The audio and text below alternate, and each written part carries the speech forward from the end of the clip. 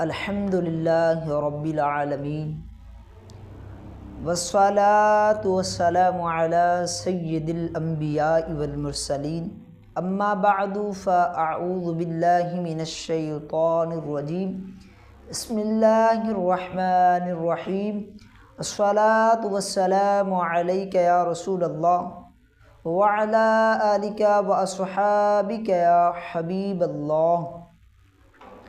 میرے پیارے اور محترم اسلامی بھائیوں، آج میں پھر ایک مرتبہ نئے موضوع کے ساتھ آپ کی خدمت میں حاضر ہوا ہوں۔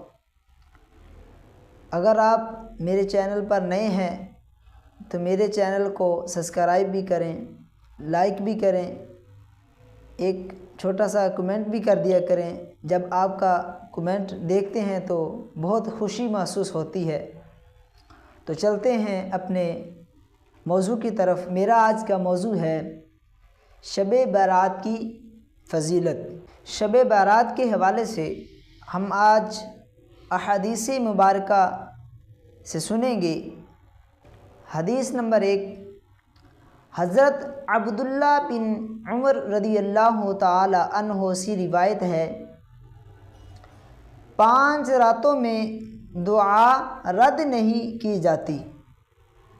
جمعے کی رات، رجب کی پہلی رات، شعبان کی 15ویں رات، نصف شعبان کی رات یعنی شب برات کی رات، اور دونوں عیدوں کی رات۔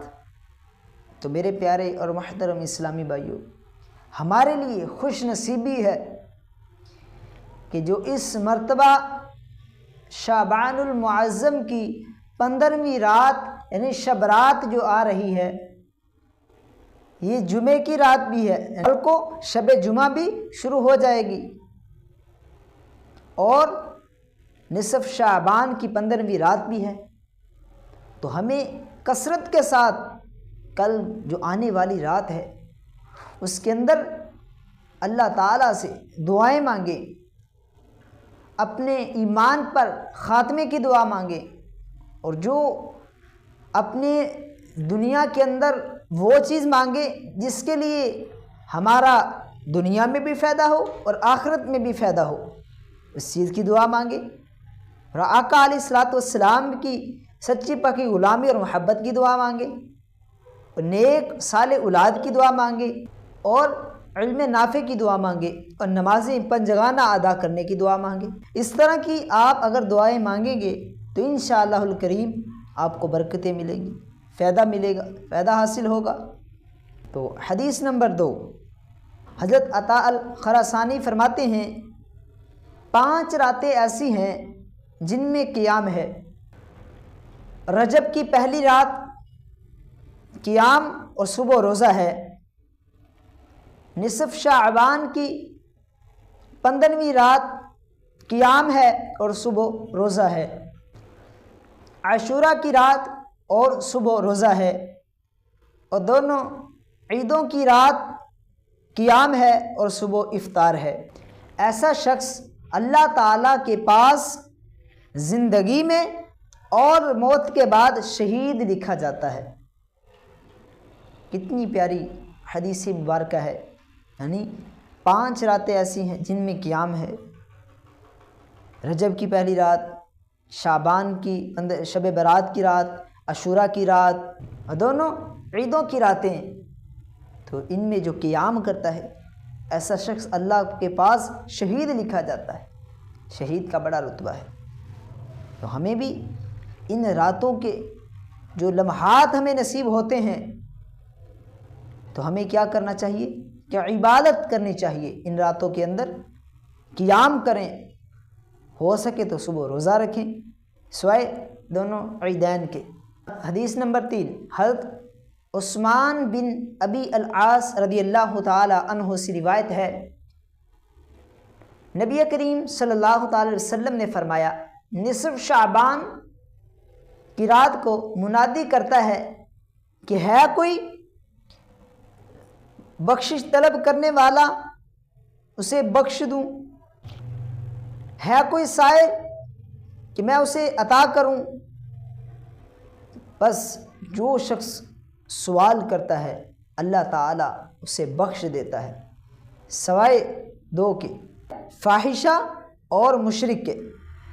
حدیث نمبر 4، حضرت عبداللہ بن عمرو العاص رضی اللہ تعالی عنہ سے روایت ہے، حضور صلی اللہ تعالی علیہ وسلم نے فرمایا، اللہ تعالیٰ نصف شعبان اپنے بندوں کو بخش دیتا ہے سوائے کینہ رکھنے والے کو اور کسی کو ناحق قتل کرنے والے کو۔ یعنی ایک وہ بندہ جس کے دل کے اندر کینہ ہو، اللہ تعالیٰ اسے نہیں بخشتا، اور دوسرا وہ شخص جو قاتل ہے، کسی کو یعنی ناحق قتل کرنے والا، اس کو اللہ تعالیٰ اس رات نہیں بخشتا، وہ محروم رہتا ہے بخشش سے۔ اللہ تعالیٰ ہمیں ایسے گناہوں سے بچنے کی توفیق عطا فرمائے۔ ہمارے معاشرے میں یہ گناہ عام ہو چکے ہیں۔ حدیث نمبر 5، حضرت ابو موسیٰ الاشعری رضی اللہ تعالی عنہ سے روایت ہے کہ رسول اللہ صلی اللہ تعالی علیہ وسلم نے فرمایا، اللہ تعالیٰ 15ویں شعبان کو اپنے بندوں کو بخش دیتا ہے سوائے کینہ رکھنے والے کو اور مشرک کو، ان دو کو اللہ تعالیٰ اس رات بخشتا نہیں۔ تو میرے محترم اسلامی بھائیوں، ہم نے 5 احادیث مبارکہ سنی، ان میں جن جن بندوں کا بتایا گیا ہے، فرمایا گیا ہے کہ ان کو نہیں اللہ تعالیٰ بخشتا، تو ہمیں دعا کرنی چاہیے کہ یا اللہ ہمیں ان بندوں میں ہمیں کبھی بھی شامل نہ فرمانا، ہمیشہ اپنے نیک بندوں میں شامل فرما، ہمیں گناہوں سے بچنے کی طاقت عطا فرما، ان راتوں کو عبادت میں گزاریں، اللہ تعالیٰ کی رضا والے کاموں میں گزاریں، زیادہ سے زیادہ نیکیاں کریں، اللہ تعالیٰ کو راضی کرنے والے کام کریں، مسلمانوں سے معافیاں مانگیں جن کے آپ نے کسی کا دل دکھایا ہے، کسی کو کوئی تکلیف دی ہے تو ان سے معافی مانگ لیں، اور رب کی بارگاہ میں رو رو کر گڑ گڑا کر توبہ اور التجا کریں، یا اللہ مجھے بخش دے، میرے والدین کو بخش دے۔ اللہ پاک کی بارگاہ میں دعا ہے کہ ہمیں نیک اعمال کرنے کی توفیق عطا فرمائے، آمین بجاہ خاتم النبی الامین صلی اللہ تعالی علیہ وآلہ۔